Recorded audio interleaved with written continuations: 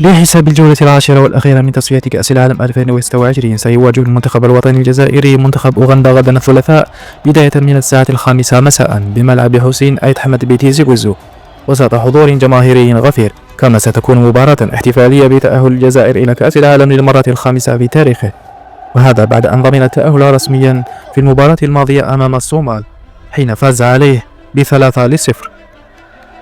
هذه المباراة تكتسي أهمية بالغة للمنتخب أوغندا وحاسمة للتأهل إلى الملحق المؤهل لكأس العالم ضمن أفضل 4 منتخبات تحتل المركز الثاني، حيث سيتنافس كل من الكونغو الديمقراطية والكاميرون ومدغشقر وأوغندا على المركز الرابع.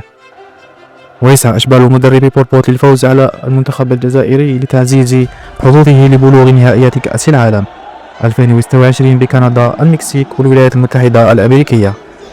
وقال مدرب منتخب أوغندا عن مواجهة الخضر: نستعد للجزائر، ستكون رحلة طويلة ومباراة صعبة، لكن في كرة القدم لا أحد يعلم ما سيحدث، سنقدم كل ما لدينا من أجل الفوز. وستعرف تشكيلة المنتخب الوطني الجزائري غياب لاعبين بسبب الإصابة، وهما كل من يوسف بلايلي وبغداد بنجاح. أما عن التشكيلة المتوقعة فينتظر أن يمنح المدرب بيتكوفيتش الفرصة للاعبين الجدد على غرار سمير شرقي، مهدي دورفال والحارس لوكا زيدان، إضافة إلى بدر الدين بوعناني وإلى قبال الذي يعتبر من أفضل اللاعبين في الدوري الفرنسي. أما عن التشكيلة الأساسية المنتظر أمام أوغندا في حراسة المرمى بامبوت، وفي خط الدفاع على الجهة اليمنى رفيق بلغالي، وفي المحور سمير شرقي ورامي بن سبعيني، وعلى الجهة اليسرى جوان حجام.